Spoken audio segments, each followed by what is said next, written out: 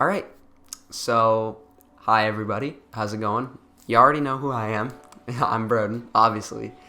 Some of you know me well enough to at least know some of my family story, like what my brother's name is, or how old my sister is, or whatever you know about me.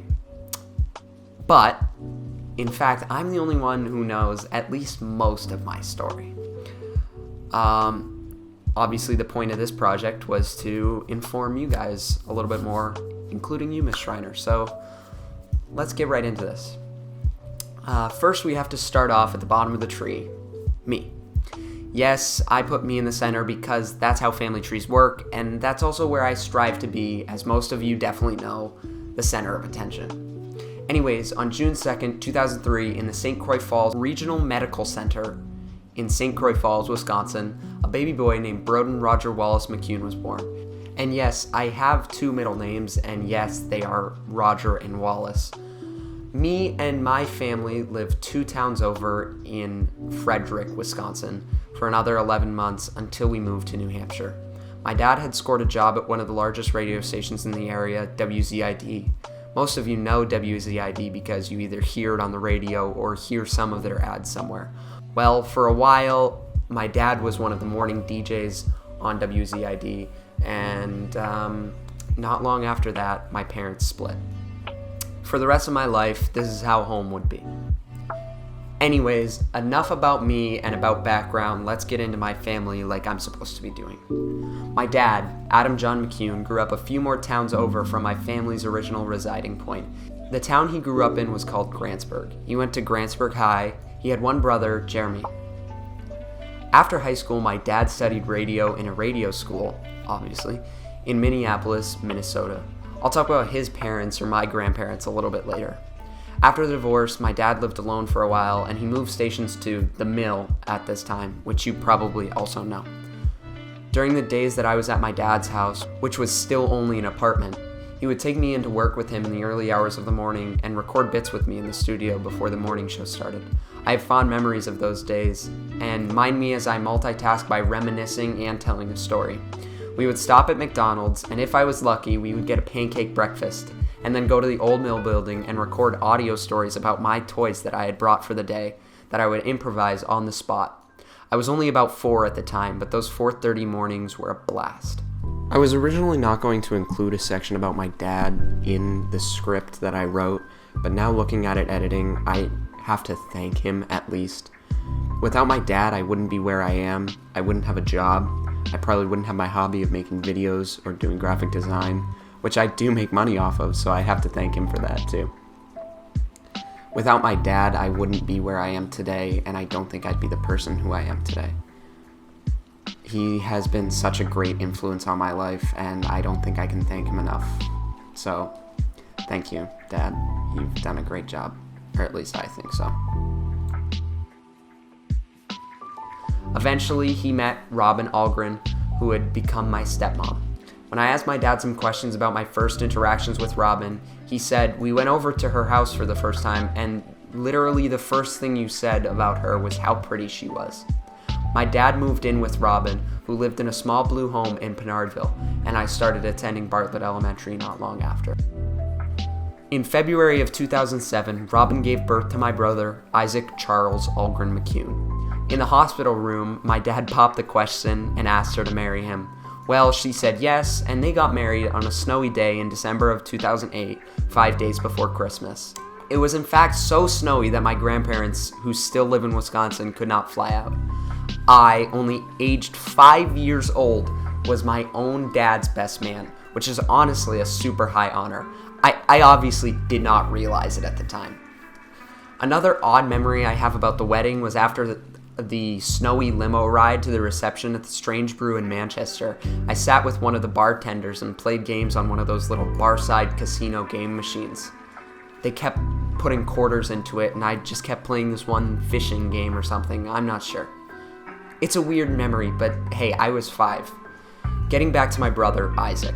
I have to start with physical traits because he's almost my height even though he's 4 years younger than me, and he has a great head of hair, and he's also wicked strong.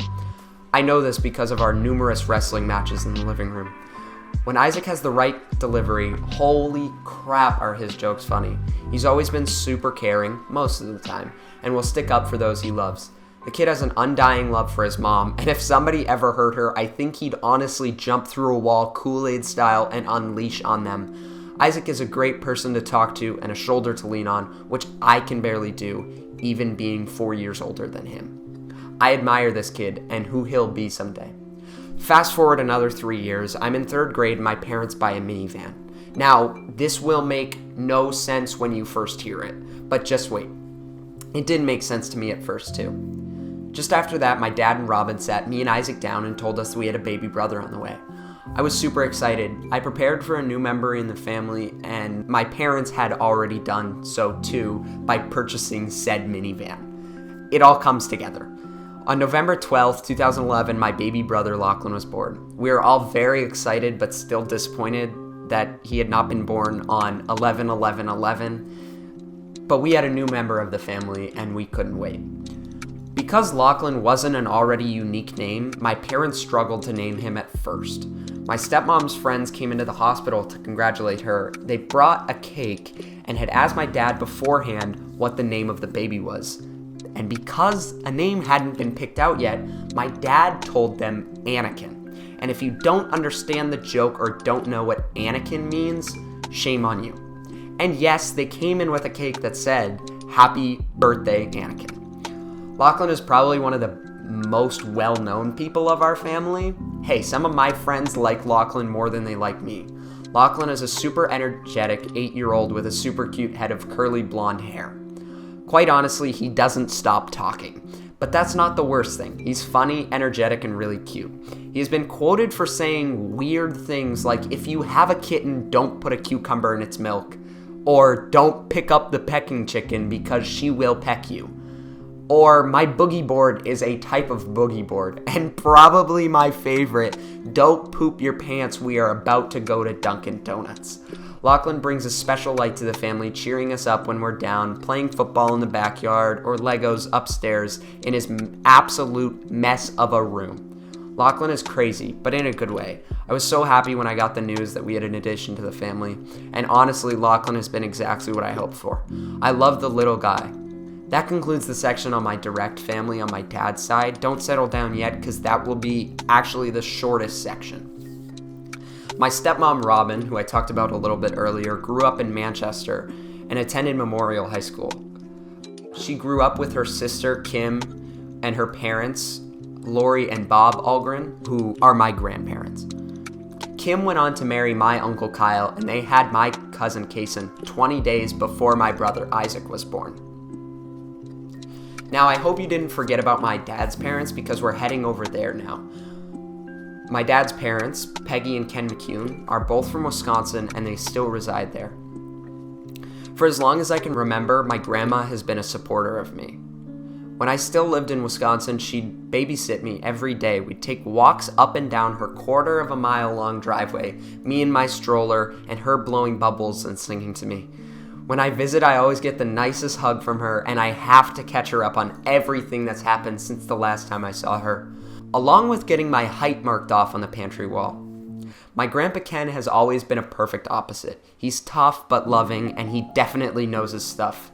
I think that man has worked on probably every engine imaginable and can raise any animal or plant he wants. When my dad was a kid, my grandpa worked as a firefighter, a truck driver, and many other odd jobs.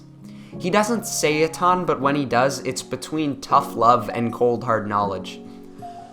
We're going to take another step up, and we're going to go to my Grandma Peggy's side of the family. My great-grandma Mary Trott has been through a whole lot. She unfortunately passed a little bit ago, but in my interview with my grandmother, I had her talk a little bit about her mom. I know great-grandma has a pretty crazy story. Could you explain that just a little bit? Maybe not go all the way into detail, but can you just run through it? She was a war bride, World War II, and my dad was stationed over in Scotland, and they met there, and they got married, and then he got sent home he was in the army she was pregnant when he got sent home, and she had a baby over there, and he died before her and him, they had passage booked on the Queen Mary, but he died, got meningitis and died right before they were to leave, like a month before. Anyway, that's pretty much that story. On my grandfather's side, his parents were both Wisconsinites, and it's a little hard to get information on the two of them. My great-grandfather John is still alive, though. It's hard to get in contact with him, so unfortunately I wasn't able to gather enough information about them, but he's still living and he's doing great. The road that they actually grew up on is now named McCune Road in that town. That concludes my section about my dad's side of the family. Now I'm going to head over to my mom's. So for everyone else that I've talked about so far, I've had something written down. It was really hard for me to write anything down about my mom because I'm not really sure. I can't put everything she's done into complete words, so I'm going to try and sum this up. My mom has been there since day one. Obviously, she gave birth to me. Technically, she didn't give birth to me. I was a C-section. But my mom, like my grandmother, has always been a supporter of me, and she's always been there for me. And I was just talking to her the other day. She has been through some tough times, and she's always been there through those tough times, and she's always been strong. And that's just such an admirable trait, and I couldn't do that myself. So I'm not sure if she's going to see this. She probably will, because I'll show her. But I just want to thank her because she's done so much for not just me, but my entire family. Anyways, before my mom had met my father, she had a child with her boyfriend at the time, and that's how my brother, Austin Cody Fieldhouse, came about. Austin is, in essence, a large goofball. And by large, I mean large. He's technically shorter than me, and I'll get him on that one every time, but he's got an easy 65 pounds of muscle on me. I don't think there's a day that's gone by where I haven't been with Austin and he has not joked or messed around about something. It's very surprising as he is currently stationed overseas with the US Army and is getting back soon. Yay. But I have to give him all the credit. He has seen some rough times, and God, if I could keep joking through those times, I don't know what I couldn't do.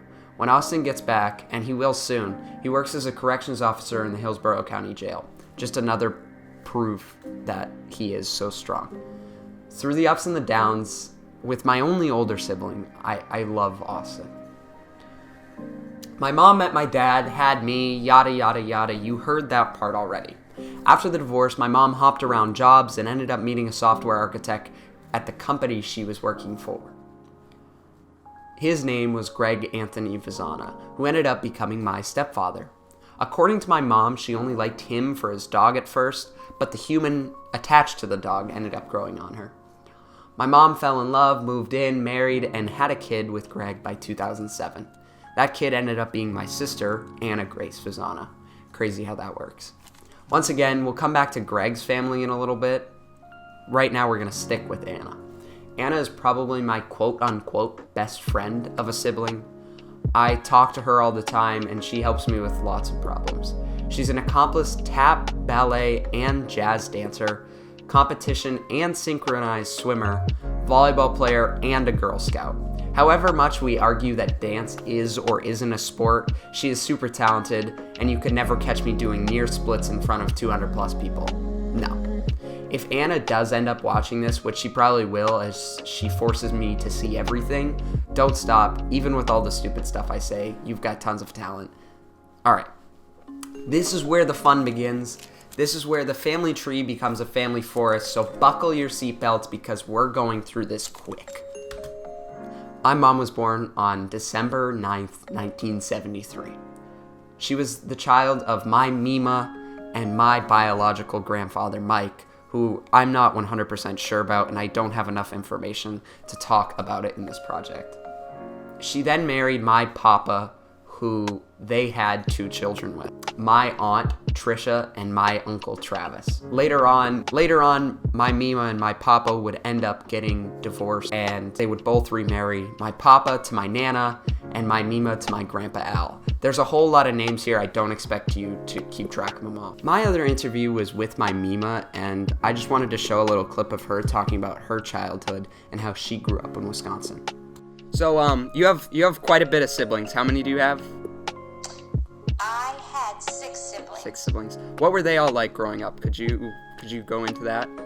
In some aspect it was good, in some aspect it was not so good. Yeah. But when it was good, when you had to do chores, there was always a lot of you to do chores, so you didn't have to do so much. Yeah.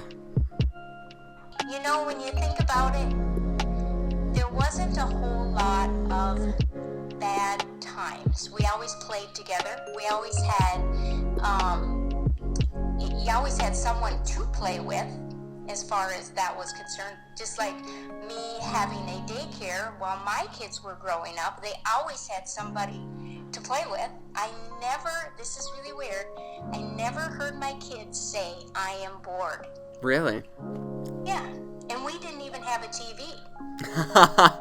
We played a lot of table games. We played a lot of outdoor games. Like Uno? Like Uno, but some of the games that we used to play growing up and you might not have even heard of dominoes. Yeah, no. Dominoes. No, I've played dominoes before. And we played a lot of Rook. Rook, okay. I've heard of that. I've never gotten the concept of how to play it before. Yeah, that was one of my dad's favorite games was Rook. Rook, okay. My Aunt Trisha has 2 kids currently, Riley and Tayton. Whenever I go back to Wisconsin, I always have to catch up with Tayton because he's just almost similar to Austin. He's just a big goofball too, and I really love him for that. Riley is like one of my sister's best friends, and they get along so great. My Uncle Travis recently got married to my new aunt, Whitney. I'm excited to say that they are expecting a child, and I will have a baby cousin soon, so I'm excited for that. Anyways, with all this stuff going on in my mom's side of the family, we're gonna head back down to my stepfather Greg's side of the family. My stepfather Greg was born on May 19th, 1974, just a little under a year after him and his family grew up in a small town outside of Albany, New York, called Latham. He was an only child, and his mom and dad, my grandparents, who I call Yaya and Papu, raised him. Yaya and Papu are both wonderful people. I love them both so much. They do so much for me and my family, and they actually moved to New Hampshire once my sister was born. Until I could drive, they actually both picked me up from school, and I wasn't able to get an interview done with either of them, which I'm super sad about, but I'd always love to learn more. Well, this is my family tree. There are some people that aren't included, or I didn't go far enough back to talk about them, but it expands a lot more, and this was just a selective portion that I got done. I hope everyone enjoyed, and I definitely did, researching and talking with my family members a little bit more about my family's history and my family's past. I hope everyone else shared this same enjoyment. Alright, I'm just going to add this little snippet in at the end here. I'd like to thank my dad for allowing me to use all the footage that he's taken over the years and years of recording video of me and my family. It was a huge help to make this video look a lot better. I'd like to thank my Mima for allowing me to interview her, along with my Grandma Peggy and my Grandpa Ken for allowing me to interview you guys a little bit. Thanks for watching, everybody. Bye.